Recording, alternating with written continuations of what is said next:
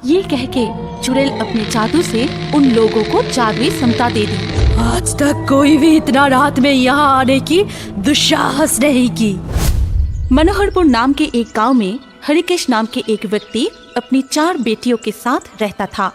एक साथ 4 बेटियों को जन्म देते समय हरिकेश का बीवी की देहांत हो गई। 4 बेटियों को लेकर वो बहुत मुश्किल में ये कह के चुड़ैल अपने जादू से उन लोगों को जादुई समता दे दी। आज तक कोई भी इतना रात में यहाँ आने की दुस्साहस नहीं की। मनोहरपुर नाम के एक गांव में हरिकेश नाम के एक व्यक्ति अपनी 4 बेटियों के साथ रहता था। एक साथ 4 बेटियों को जन्म देते समय हरिकेश का बीवी की देहांत हो गई।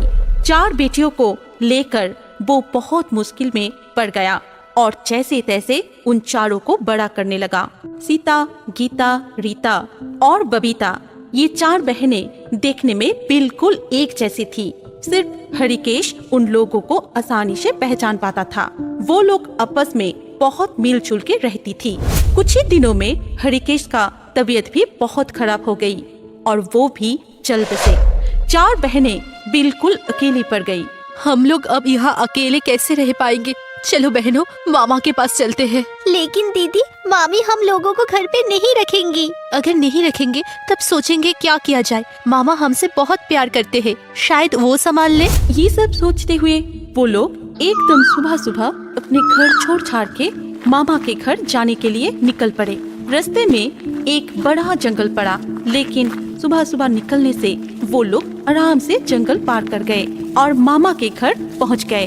उन 4 को देख के मामा बहुत खुश हुए। अच्छा किया तुम लोग मेरे पास आ गए।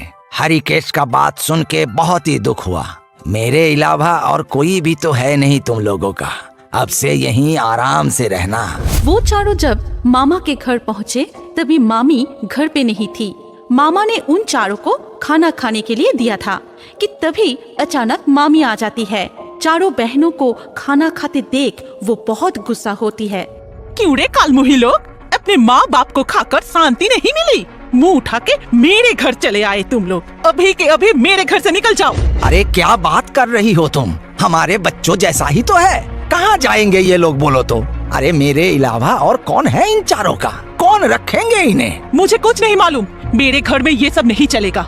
ज्यादा बोलने से ना तुम्हें भी इस घर से निकल दूंगी। फिर अपनी भंसियों को लेकर रास्ते पे ही रहना। ठीक है। आज शाम हो चुका है, कल सुबह ही चले जाने के लिए कहूँगा मैं। लेकिन आज का रात यहीं पे रहने दो इन बच्चों को। नहीं, अभी के अभी निकल जाने के लिए कह दो। मुझे कुछ नहीं पता। मामा मामी के सारी बात 4 ने सुन ली थी। मामा दुखी होके उन लोगों के पास आके चुपचाप खड़ा रहा। हमने सब कुछ सुना है, अब चिंता मत करो मामा जी, हम चले जाएंगे। रात होने वाली है बेटा। रात के वक्त जंगल में मत जाना और कहीं ठहर जाना। सुबह होते ही घर चले जाना और मैं हर महीना जाकर तुम लोगों को पैसा दे के आऊंगा। तुम लोगों को कोई दिक्कत नहीं होगी। बहुत ही बुरा लग रहा है बेटा, पर क्या करें, और कोई उपाय भी तो नहीं है। मुझे माफ कर देना बेटा।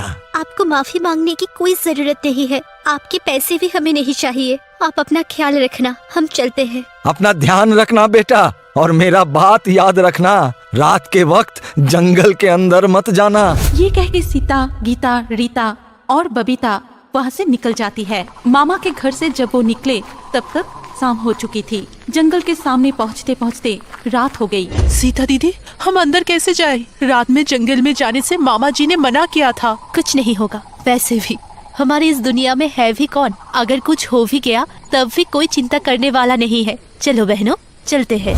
ये कह के 4 जब जंगल के अंदर घुसे तब तक अंधेरा बहुत हो चुका था। सीता, गीता, रीता और बबीता ये 4 डर डर के अंदर जाने लगे, लेकिन वो लोग अंधेरे में रास्ता पहचान नहीं पाए और गोल गोल घूमने लगे। तभी अचानक जंगल में तूफान जैसी हवा चलने लगी। ये देख वो लोग बहुत ही डर गई। ये क्या हो रहा है? मुझे बहुत डर लग रही है। तभी अचानक सबको चौंका के वहाँ एक चुड़ैल प्रकट हो जाती है और उन 4 से कहती है, आज तक कोई भी इतना रात में यहाँ आने की दुस्साहस नहीं की। तुम लोगों की साहस देख के मैं बहुत खुश हूँ। मैं तुम लोगों को इनाम स्वरूप कुछ देना चाहती हूँ। बोलो क्या चाहिए? हमारे कोई नहीं है, इसीलिए ऐसा कुछ दीजिए जिससे जिंदगी गुजारना आसान हो जाए। ठीक है, तुम जो चाहते हो वैसा ही होगा। ये कह के चुड़ैल अपने जादू से उन लोगों को जादुई समता दे दी। सीता अब से 1 घंटों में 1 समंदर पानी 5 मिनट के लिए अपने मुंह के अंदर रख पाएगी। गीता की गला पत्थर जैसी सख्त हो गई। अब से आग रीता की कुछ नहीं बिगाड़ पाएगी और बबीता पूरे 1 दिन अपनी सांस को रोक पाएगी। ये सब जादुई समता उन चारों बहनों में बांट के चुड़ैल वहाँ से गायब हो गई। फिर सुबह होते ही सीता, गीता, रीता और बबीता जंगल से निकल के अपने घर चली गई। घर आके चारों ने सोचा कि अब से मछली बेचेंगे। उसी मुताबिक एकदम सुबह सुबह चारों बहन घर से समुद्र की तरफ निकल जाती है मछली पकड़ने के लिए। सीता समुद्र के किनारे में खड़ी होकर समुद्र का पानी अपने मुंह में ले लेती है 5 मिनट के लिए और तभी बाकी तीनों ने जल्दी जल्दी मछलियाँ अपनी टोकरियों में भर लेती है और 5 मिनट खत्म होते ही सीता अपने मुंह के अंदर से सारा पानी फिर से समुद्र में छोड़ देती है। फिर बबीता बाजार जाती है उन मछलियों को बेचने के लिए। आ जाओ, ताजा ताजा मछली ले जाओ, जल्दी से ले जाओ। बबीता के पास जितनी सारी मछली थी बाकी कोई भी मछली वाले के पास उतना नहीं था, इसीलिए सब लोग बबीता से ही खरीद रहे थे। इसीलिए उसकी मछली जल्दी से ही खत्म हो गई और वो घर लौट गई। ऐसे ही कुछ दिन चला और 4 बहनें बारी बारी करके मछली बेचने जाती थी पर कभी भी एक साथ नहीं जाती थी। इसीलिए हम सकल 4 बहनों को बाकी सारे बाजार वाले एक ही इंसान समझने लगती थी।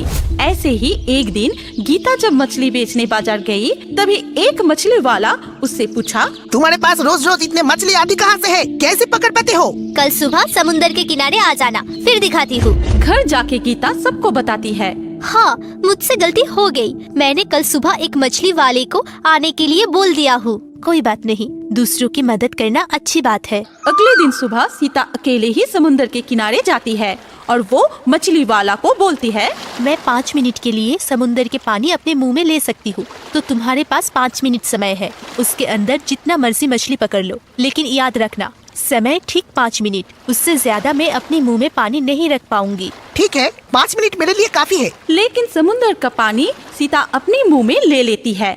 इतनी सारी मछलियों को एक साथ देख के वो मछली वाला अपना सूद बूद खो दिया और मछली पकड़ता ही रह गया। किनारे से सीता इशारा करती रही लेकिन उस मछली वाले ने वो देखा ही नहीं और 5 मिनट खत्म होने से सीता समुद्र का पानी मुंह से छोड़ दिया और वो मछली वाला उधर ही डूबकर मर गया। उस मछली वाले की घर वाले ने राजा को जाकर शिकायत कर दिया और अगले दिन सीता की जगह पे गीता को राजा के प्यादा आके बाजार से पकड़ कर ले गया। फिर भरी सभा में राजा गीता से कहा, मेरे राज्य में कोई भी जुल्म नहीं कर सकता, पर तुम्हारे बारे में मुझे शिकायत मिली है, इसलिए तुम्हें ऐसा दंड दूंगा कि उसे देख के सबको सबक मिल जाएगा। सिपाहियों, आज इसे फांसी लगा दो। सिपाहियों ने फांसी की तैयारी की लेकिन गीता को जब फांसी लगाई तब उसको कुछ भी नहीं हुआ, उल्टा फांसी की रस्सी ही टूट गई। ये देख के राजा चौंक गई। फिर गीता से कहा, फांसी में अड़चन आ गई, इसलिए आज तुमको दंड नहीं दे सकते, कल तुम्हें आग में जलाकर दंड देंगे। अब जैसे कहेंगे वैसे ही होगा, लेकिन आज मुझे आखिरी बार अपने परिवार के साथ रहने दीजिए और यही मेरी आखिरी इच्छा भी है। ठीक है, आज तुम जा सकते हो, लेकिन कल सुबह ही आ जाना। ठीक है महाराज। ये कह के गीता घर चली जाती है। कैसे वो बच गई ये कहानी बाकी बहनों से करती है। सब सुन के रीता कहती है, गीता तुम चिंता मत करो, कल सजा लेने मैं जाऊंगी। आग से मुझे कुछ भी नहीं होगा, मैं सही सलामत वापस आ जाऊंगी।